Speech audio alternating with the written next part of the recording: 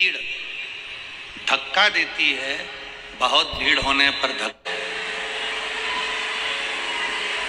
तो शिव महापुराण की कथा कहती है जैसे भीड़ धक्का देती है, बहुत भीड़ होने पर धक्का लगता है, उसी तरह शिव महापुराण की कथा कहती है जब हम भगवान शंकर को एक लोटा जल समर्पित करते हैं, शिव जी की अविरल भक्ति को धारण करते हैं, शंकर भगवान के भजन में हम डूबे रहते हैं, श्री शिवाय नमस्तुभ्यम हम जपते रहते हैं, भगवान शंकर का गुणगान करते रहते हैं, तो भगवान शिव भी हमें उन्नति की ओर बढ़ाने के लिए, आगे बढ़ाने के लिए एक थोड़ा सा धक्का मार ही देते हैं और हम उन्नति की सीढ़ी पर चढ़ ही जाते हैं। मान लो यदि किसी एक लक्ष्य को आप लेकर बैठे हैं,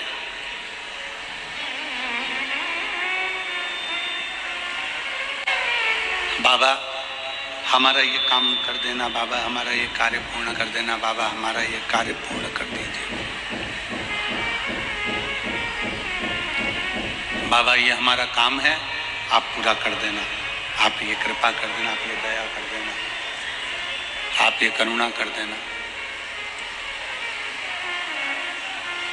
शिव महापुराण की कथा कहती है अगर आपका वो कार्य नहीं हुआ, मान लो तुमने मेहनत भी करी, सब कुछ करा, खूब मेहनत कर कर तुम आगे भी बढ़ गए, सब कुछ हो गया और तुम्हारा वो कार्य जो तुमने सोचा था वो नहीं हुआ, तो भगवान शंकर को उसके लिए भी धन्यवाद देना।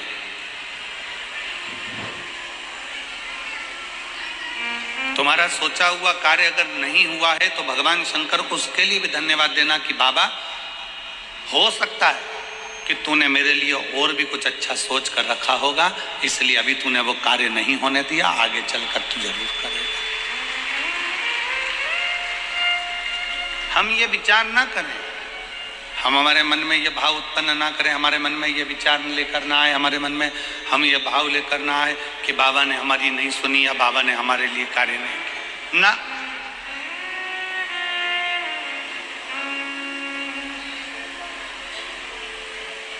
जितने इस पवित्र पावन प्रांगण के अंदर बैठकर, इस फरीदाबाद की पवित्र भूमि पर बैठकर शिव महापुराण की कथा का लाभ ले रहे हैं, जितने भगवान शंकर की कथा का रसतत्व ग्रहण कर रहे हैं, भगवान शिव की कथा को सुन रहे हैं,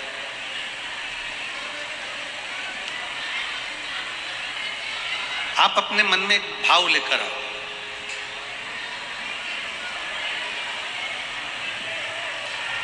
कि भोले बाबा भगवान शिव, माँ जगत जननी माता जगदम्बा पार्वती हमारे माता पिता है और हम छोटे से एक बच्चे हैं, हम बहुत बड़े नहीं, हम बहुत छोटे हैं। बड़े बने रहने में कहीं ना कहीं तकलीफ हो जाती है, छोटे बने रहने में कोई तकलीफ नहीं। यहाँ जितने बड़े बड़े बैठे हैं ना, जितने यहाँ पर बड़े बड़े अधिकारी बैठे हों, फैक्ट्री के मालिक बैठे हों, जितने पदाधिकारी गण बैठे हों, जितने 2-4 मकान बंगला गाड़ी जमीन जायदाद के खूब पैसे वाले भक्त बैठे हों, तो उनसे पूछना कि एक साधारण सा भक्त और एक धनपति, दोनों में क्या अंतर है? जो ज्यादा बढ़ता चले जाता है मानसिक टेंशन उसको बढ़ता चले जाता है, जो साधारण है एकदम छोटे से मकान में रह रहा है, अपनी जिंदगी मस्त होकर जी रहा है, 2 रोटी प्रेम की खा रहा है, गाड़ी है, धर्मपत्नी बच्चे अच्छे से पढ़ाई भी कर रहे हैं, सब कुछ अच्छी जिंदगी जी रहा है, उसको कोई टेंशन नहीं, वो अपना जीवन जी रहा है।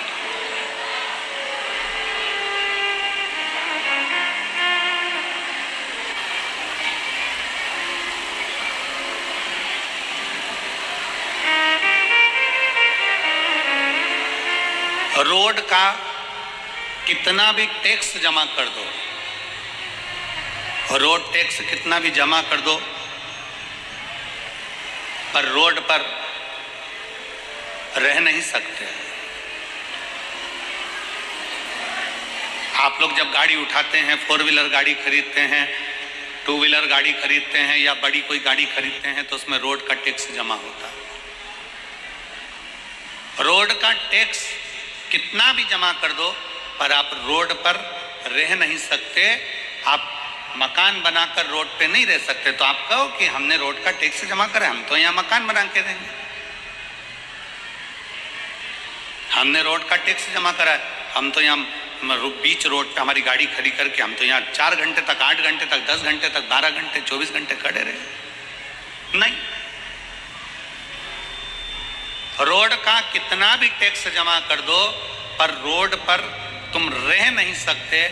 उसी तरह परिवार, कुटुंब, कबीला और दुनिया के लिए तुम कितना भी कर दो पर तुम्हें कोई अच्छा कहने वाला नहीं मिलेगा। आखिरी में तुम्हें ताने सुनना ही पड़ेगा।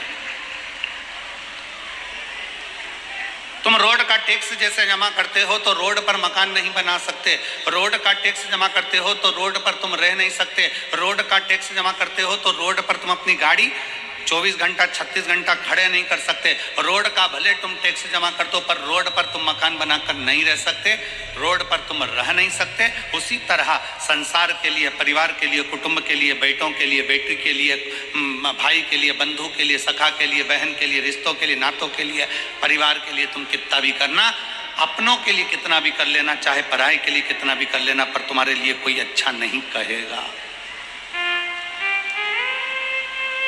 तुम इस विचार को छोड़ दो, तुम इस मन से ये विचार निकाल दो कि कोई तुम्हारे लिए अच्छा कहे। पर शिव महापुराण की कथा कहती है, रोड का टैक्स जमा करो पर रोड पर मकान नहीं बना सकते हैं। दुनिया के लिए कितना भी कर लो पर अपशब्द सुनने को ही मिलता है।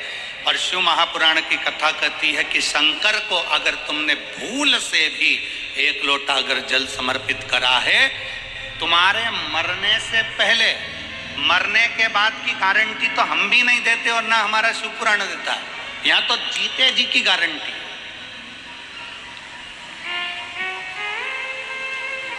कई लोग कहते हैं कथा सुनोगे तो बैकुंठ चले जाओगे, बैकुंठ में तुम्हारा निवास होगा।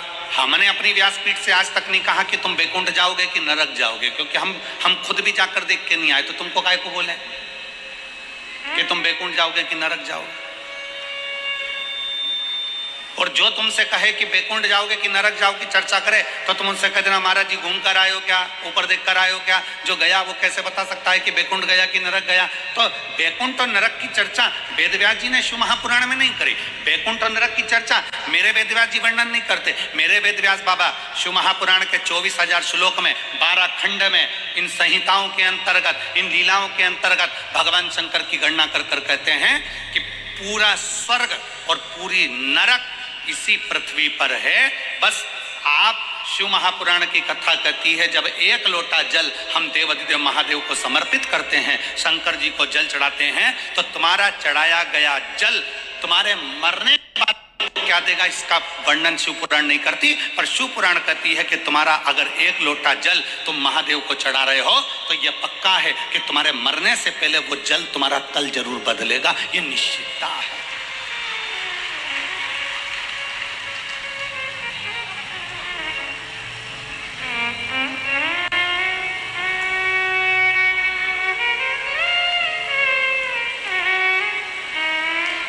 वो जल तुम्हारा कल बदल सकता है।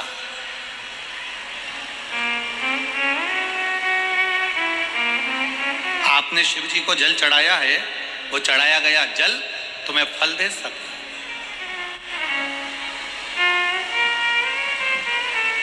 पौधे किस किस के यहाँ लगे हैं? पौधे, गमला, काय का भी पौधा लगा है, लगा तो है तुम्हारे घर में। पौधे जिन जिन के लगे हैं, रोज पानी देते हो कि नहीं देते हो? जम के बोलो जरा, जम के देते हो। फल रोज आते हैं क्या उसमें? जम के बोलो, नहीं। फूल रोज आते हैं क्या उसमें? नहीं। फल भी समय पर आएंगे, फूल भी समय पर आएंगे। कर्तव्य तुम्हारा है कि पौधे में रोज पानी देना है। फल भी आएगा, फूल भी आएगा, समय आएगा तो फल फूल दोनों प्राप्त होंगे। बस पौधे में पानी डाले जाओ तो फल फूल तुम्हें मिलेंगे जरूर। तुमने पानी डालना बंद करा तो फल फूल तुम्हें प्राप्त नहीं होंगे। उसी तरह शंकर पर एक लोटा जल चढ़ाए जाओ, चढ़ाए जाओ, चढ़ाए जाओ, मेरा भोले बाबा उसका फल तुम्हें जरूर देगा। थोड़ा समय लग सकता है, निश्चित समय पर देगा, देगा जी। थोड़ा समय लग सकता है, थोड़ा समय लगेगा।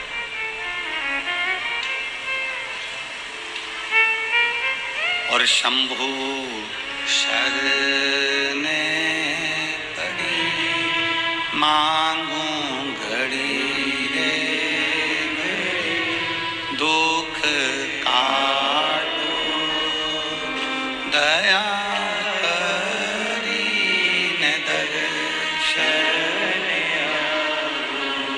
शंभु शरणे मांगू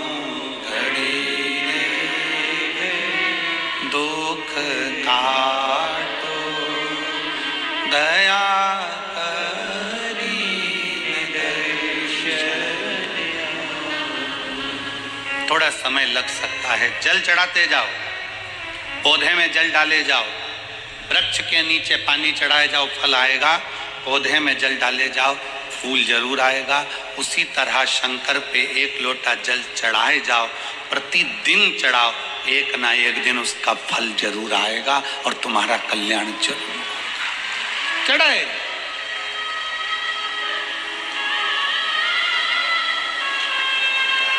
कोई जल्दी बनता है, कोई लेट बनता है। शंकर को जल चढ़ाने वाला एक दिन सेठ जरूर बनता। थोड़ा समय लग सकता है, थोड़ा आगे पीछे हो सकता है, थोड़ा समय आगे पीछे होगा, पर होगा जरूर।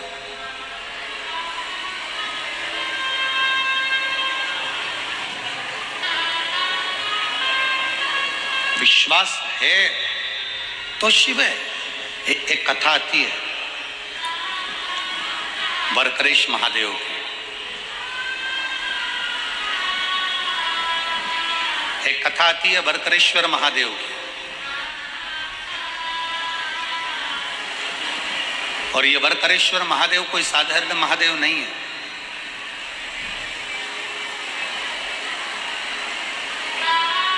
एक बड़ा सुंदर सा चरित्र आता है।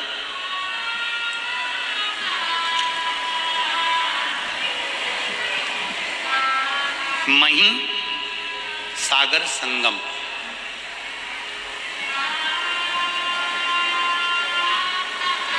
दुनिया का एक ऐसा तीर्थ मही सागर संगम, जहां पर मही नदी सागर में जाकर मिलती है, तो उसको मही सागर संगम कहते हैं।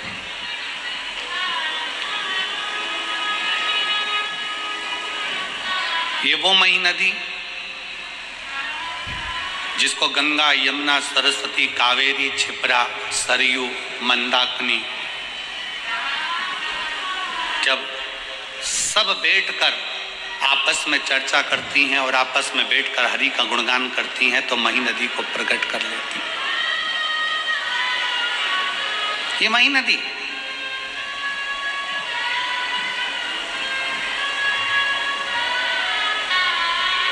मध्य प्रदेश से निकलती हुई, राजस्थान से होती हुई सागर में जाकर मिल जाती है, सागर में पहुंच जाती है। जहां पर सागर से उसका संगम हुआ है उसे मही सागर कहते हैं, मही सागर संगम। एक ऐसा तीर्थ जहां भगवान शंकर के 4 शिवलिंग विराजमान है, जिसमें से एक स्वयं षडानंद कार्तिकेय जी, जिसको स्थापित करिए स्तंभेश्वर शिव महाराज भगवान शंकर। दूसरा कल कथा सुन रहे थे काल भीति की, एक शिवलिंग काल भीति ने प्रकट किया वहां पर महाकाल के।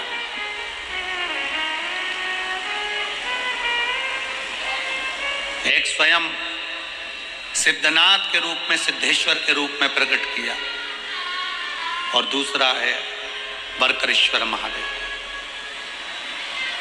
कभी जिंदगी में अगर मौका मिले तो मही संगम एक बार जरूर जाएं और मही संगम का दर्शन करें। बरकरेश्वर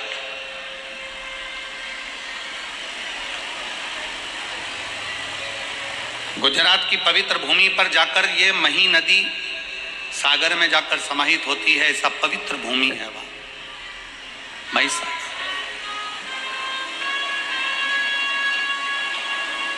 मही सागर संगम का ये पवित्र संवाद बरकरेश्वर महादेव का एक बड़ा सुंदर चरित्र वर्णन आता है। एक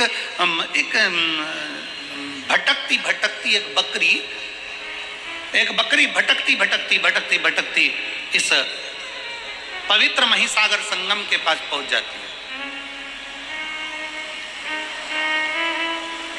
अब चींटी को नहीं मालूम है कि मथुरा कौन सा है, कि वृंदावन कौन सा है, कि काशी कौन सा है, कि द्वारका कौन सा है, कि जगन्नाथ कौन सा है, कि बद्रीनाथ कौन सा है, कि केदारनाथ कौन सा है, कि रामेश्वरम कौन सा है। ये चींटी को नहीं मालूम, पक्षी को नहीं मालूम कि कहां द्वारका है, कहां जगन्नाथ है, कहां काशी है, कहां मथुरा है। जीव जंतु को नहीं मालूम कि कहां कौन सा तीर्थ है। केवल एक मानव का देह, मानव का शरीर, जिसको मालूम है कि मथुरा कहाँ है, जिसको मालूम है काशी कहाँ है, जिसको मालूम है गोवर्धन कहाँ है, जिसको मालूम है वृंदावन कहाँ है, जिसको मालूम है उज्जैनी कहाँ है, जिसको मालूम है सोमनाथ कहाँ है, जिसको मालूम है नागेश्वर कहाँ है। केवल एक मानव, मनुष्य।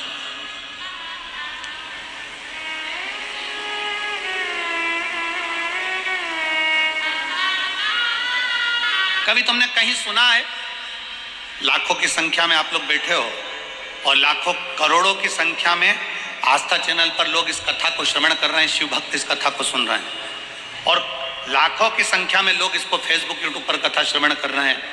5 दिन की ये फरीदाबाद की शिव महापुराण की कथा, लाखों करोड़ों भक्त देश में और विदेश में बैठकर इस कथा को सुन रहे हैं।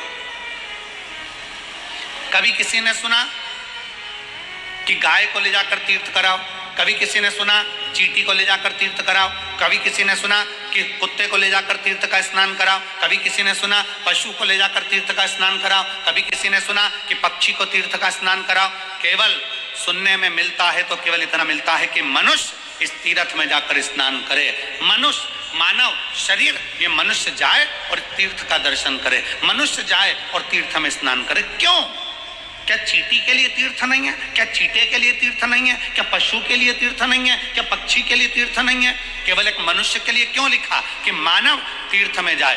मानव जाए, जाकर तीर्थ का स्नान करे, मानव जाए कुरुक्षेत्र में जाकर स्नान करे, मानव जाए तीर्थ में जाकर दर्शन करे। केवल मनुष्य के लिए क्यों है? तो शिव महापुराण की कथा कहती है पशु पक्षी के लिए नहीं, मनुष्य के लिए तीर्थ का दर्शन, तीर्थ का स्नान, तीर्थ का दान, तीर्थ का भजन केवल मनुष्य के लिए इसलिए कहा गया क्योंकि 83,99,999 योनियां काटने के बाद 84 लाख में नंबर की योनि है मनुष्य की योनि। और मानव शरीर एक ऐसा शरीर है, अगर इस शरीर में वो भजन कर लेता है, स्मरण कर लेता है, दान कर लेता है, पुण्य कर लेता है, कीर्तन कर लेता है, तीर्थ ना लेता है, तो फिर इसका अगला जन्म नहीं होता। पर जितने जीव हैं, पशुचर, जलचर, थलचर, जितने भी जीव जंतु हैं, ये स्नान करेंगे पर इनकी सुध में नहीं रहेगा कि हमने तीर्थ का स्नान करा। गाय को नहीं मालूम, पशु को नहीं मालूम, कुत्ते को नहीं मालूम, पक्षी को नहीं मालूम कि हमने तीर्थ का स्नान करा, पर मनुष्य को मालूम है कि मैंने तीर्थ का स्नान करा है। तीर्थ का स्नान करा है तो वो मरने के बाद भी ऊपर जाकर भी यमराज के सामने जाकर खड़े होकर कह सकता है कि मैंने कुरुक्षेत्र का स्नान करा था, मैंने यमुना का स्नान करा था, मैंने गंगा का स्नान करा था और तूने मुझे नरक में पटक दिया। वो ऊपर जाकर भी कह सकता है, वो जीवात्मा वहां पर भी बोल सकती है कि मैंने तीर्थ का स्नान करा था। और शिव महापुराण की कथा कहती है अगर भूल से भी, शिव महापुराण का बड़ा सुंदर चरित्र कहता है कि जैसे तीर्थ में पशु पक्षी जीव जलचर थलचर वायुचर को नहीं मालूम रहता कि वो कहाँ है, शिव महापुराण की कथा कहती है अगर भूल से भी अगर कोई कुत्ता, कोई पशु, कोई पक्षी, कोई जानवर, कोई जलचर, कोई थलचर 12 ज्योतिर्लिंग में से किसी एक ज्योतिर्लिंग में अगर जन्म भी ले लेता है तो फिर उसका अगला जन्म नहीं होता, वो जीव उसी जगह से तर जाता है, उसी जगह से तर जाता है। कितना सुंदर का एक गाली लोग दे देते हैं, तुझमें अकल नहीं है, तू स्वान है, तू कुत्ता है, तू गधा है, और लोग लड़ने बैठ जाते हैं। अगर जिसने गाली दी है ना, उससे कहो भगवान से प्रार्थना करना, अगर स्वान भी बनाए ना, कुत्ता भी बनाए ना, तो कहीं किसी तीर्थ का बना देना, काशी विश्वनाथ के उस बनारस का, उस विश्वनाथ की भूमि वाराणसी का बना देना।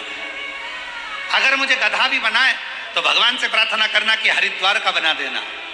कम से कम गंगा की रज मुझे लगेगी, काशी विश्वनाथ के गंगा की रज मुझे लगेगी, उज्जैनी की रज मुझे लगेगी, कुबरेश्वर धाम की रज मुझे लगेगी, तो मैं भी तर जाऊंगा, अगला जन्म मेरा फिर संसार में नहीं होगा। बनाना तो ऐसा बनाना तो ऐसा बनाना।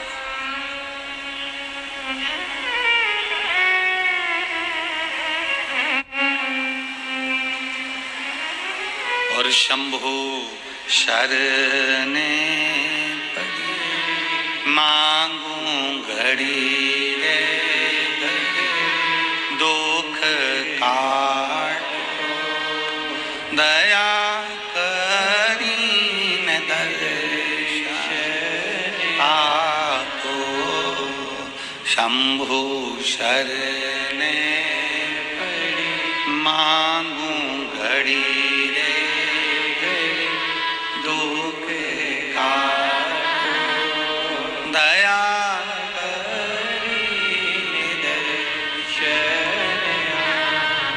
कथा कर रही है, भगवान शंकर का संवाद कर रहा है, शिव महापुराण कर रही है।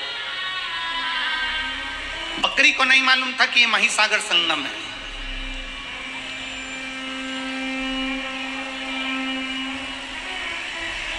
आप लोग कहेंगे गुरुजी आज की कथा कहां से बोल रहे हैं, तो स्कंद पुराण कुमारी खंड से आज की कथा को लिया है।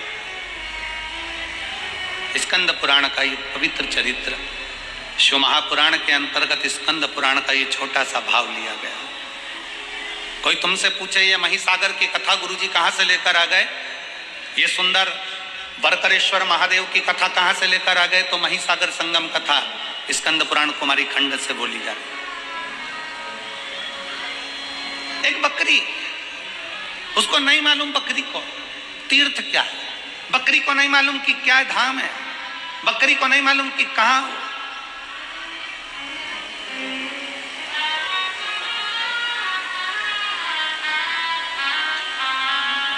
शिव महापुराण की उमा संहिता कहती है कि जिस स्थान पर शिव महापुराण की कथा होती है, बाबा भोलेनाथ की कथा जिस जगह पर होती है, जिस स्थान पर होती है, उस स्थान के पास में जितने जीव रहते हैं, जलचर, थलचर, वायुचर, पशु, पक्षी, जानवर, मनुष्य तो छोड़ो, जो जीव भी रहते हैं, शिव महापुराण की कथा कहती है उसका भी अगला जन्म नहीं होता, वो भी तर जाते हैं, वो भी तर जाते हैं। एक पत्र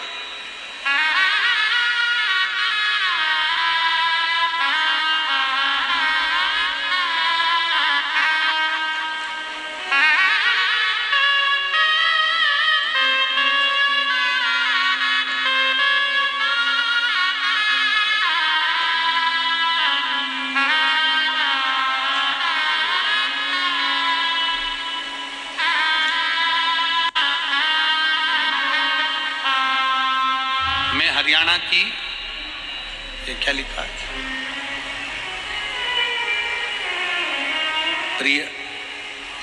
इज्जर जिले के असतपुर खेड़ा की रहने वाली,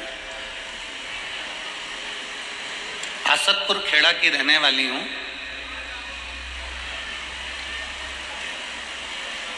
मैं 3 साल से ये पत्र जिसने दिया है, राम जी का फोटो बना है, जिनने दिया है वो अगर बैठी हो तो हाथ हिला सकती है। राम जी का फोटो बना है इसमें, अगर कहीं बैठी हो तो हाथ हिला सकती है, और अगर बैठी हो तो एक बेलपत्र लेने के लिए आ सकती है। मैं 3 साल से सरकारी नौकरी की तैयारी कर रही थी गुरुजी। मैंने 3 साल पहले पेपर दिया, उसमें भी मेरा सिलेक्शन नहीं हुआ। 3 साल तक मैं रेगुलर पेपर देती रही, पर मेरा कोई सिलेक्शन नहीं हुआ। गुरुदेव अब मैं करूं तो करूं क्या। तब मैंने आपकी कथा सुनना प्रारंभ करी और आप कहते हो कि दिल से पढ़ो, दिल से अध्ययन करो, 4 गुना पढ़ाई करो और 4 गुना अध्ययन करो। मैंने वो भी कर पढ़ाई करी, एग्जाम दिया, पर उसका भी कोई रिजल्ट नहीं। अब करूं तो करूं। तब मुझे मन में आया कि सीहोर वाला गुरुजी कहता है कि पशुपतिनाथ का व्रत करो, और मैंने पशुपतिनाथ का व्रत करना प्रारंभ करा। गुरुदेव आप कहते हो कि पंडाल में बैठकर कथा का रसपान करो, मैंने पंडाल में बैठकर भी कथा का रसपान किया, और बाबा ने क्या मुझे दिया पंडाल में बैठ के कथा सुनने का फल। शायद दुनिया के लोग कहते होंगे कि पंडाल में बैठकर कथा सुनना, हम कहते हैं पंडाल नहीं, जिस जगह पर शिव महापुराण की कथा होती है वो पंडाल नहीं, वहाँ की मिट्टी कंकर शंकर बन जाती है और बाबा हमारी बात को सुनता है। गुरुदेव हमने कथा सुनना प्रारंभ करी, पंडाल में बैठकर पशुपतिनाथ का व्रत किया, और बाबा की कृपा से जो 3 साल पहले मैंने एग्जाम दिया था, उस 3 साल पहले के एग्जाम का रिजल्ट आ गया, और बाबा की कृपा से मैं हरियाणा पुलिस में भर्ती हो गई। मैं बाबा को यहाँ धन्यवाद देने के लिए आई। एक शिव तत्व लाइन अच्छी लिखी है, आप और हम गुनगुनाते हैं। और अभी मेरी ट्रेनिंग गुड़गांव में चल रही है। खाली ना जाता कोई दर से तुम्हारे, खाली ना जाता कोई दर से तुम्हारे, मैं भी खड़ी हूँ नन्ही बाहें पसारे, अपने से लगा लो, गिना जा रहा हूँ, उठा लो भोले अपने दर से, अब तो ना टालो, गिरी जा रही हूँ, उठा। एक विश्वास अपने भीतर दड़ी करिए।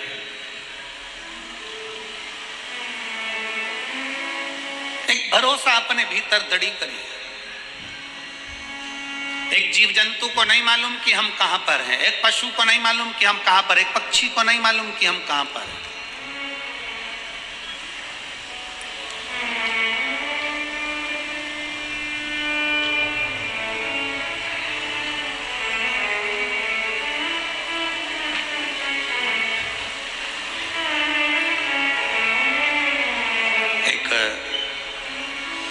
सीहोर कुबेरेश्वर धाम पर किसी ने एक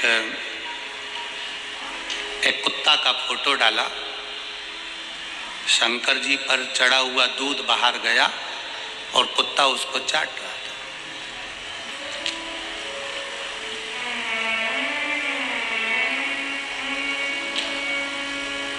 फोटो डालकर उसने लिखा कि गुरु जी से कहना कि जो दूध चढ़ता है वो कुत्ता बिल्ली पीते रहते हैं, तो गुरुजी ने मंदिरों की सफाई तो करवा ही दी है, पर ऐसा कर दो कि कुत्ता बिल्ली मंदिर के द्वार पर ना आए और वहाँ दूध वगैरह ना पिए। अब वो पत्र हमको, वो मैसेज कहा, गुरुजी ये मैसेज आया, मंदिर की सफाई तो आप करा ही देते हो, मंदिर में तो खूब दिया बत्ती लगने लगा, मंदिर में लोग जाने लगे, पर ये चढ़ा हुआ दूध कुत्ता पी रहा है, ये अच्छी बात है। तो जिसने वो मैसेज भेजा था, बहुत पहले की बात है, हम उनसे कहेंगे आपका चढ़ाया गया दूध, शिव पर चढ़ा हुआ जल आप और हम पीते हैं तो बाबा की कृपा आप और हम पर हो जाती है। अगर वो चढ़ा हुआ दूध किसी स्वान ने पी लिया, कुत्ते ने पी लिया, तो उसकी भी तो जिंदगी संवर गई है, उसका भी तो जीवन संवर गया। मेरे शंकर भगवान का एक नाम है पशुपतिनाथ। शिव केवल तुम्हारे ही नहीं, शिव केवल सीहोर वाला महाराज का नहीं, शंकर भगवान केवल तुम्हारे नहीं, शंकर भगवान केवल मनुष्य के नहीं, शंकर भगवान तो पशु के भी देव हैं, इसलिए उसको पशुपति नाथ कहते हैं।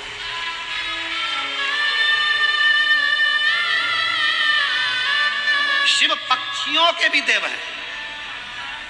ये जितने पक्षी उड़ते हैं, इनका अगर कोई देव है तो शंकर भगवान, इसलिए उनको श्रंभेश्वर महादेव कहा जाता है।